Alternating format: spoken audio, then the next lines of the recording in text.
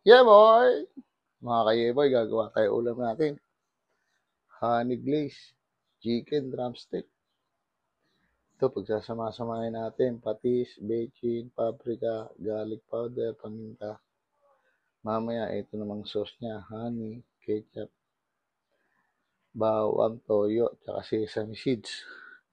Tara, pagsamahin mo natin, mga ka-yeboy. Kalamansi,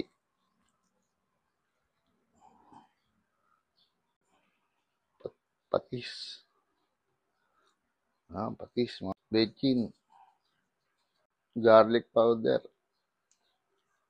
paprika, paminta. Paminta na. Ayan mga ka-yeboy, nahalo na natin. Sasawsaw natin si Serena bago i-prito ng konti. Babad natin siya ng 20 minutes. Ayan mga ka-yeboy, prito muna natin ng konti yung manok.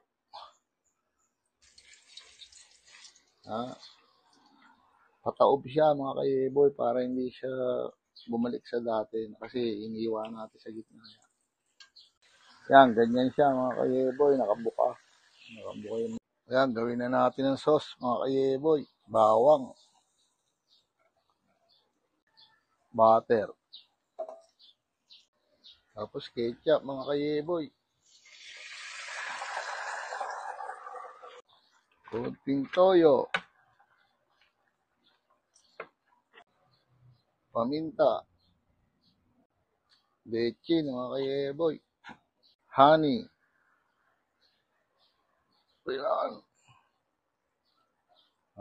mga ka-yeboy.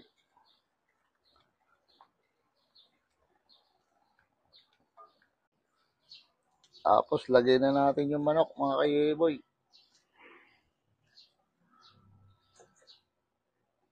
Yan, ganyan siya mga ka-yeboy. Babaligtarin nyo lang siya. 10 minutes, luto na yan. Babaligtarin nyo lang siya ng 5 minutes. Tapos tatakpan nyo na. Kaya mga ka-yeboy, luto na yung chicken drumstick natin, honey glaze. Lagyan natin sesame seeds.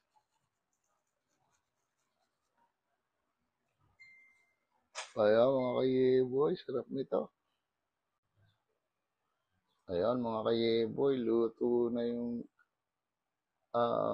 chicken drumstick honey glaze natin.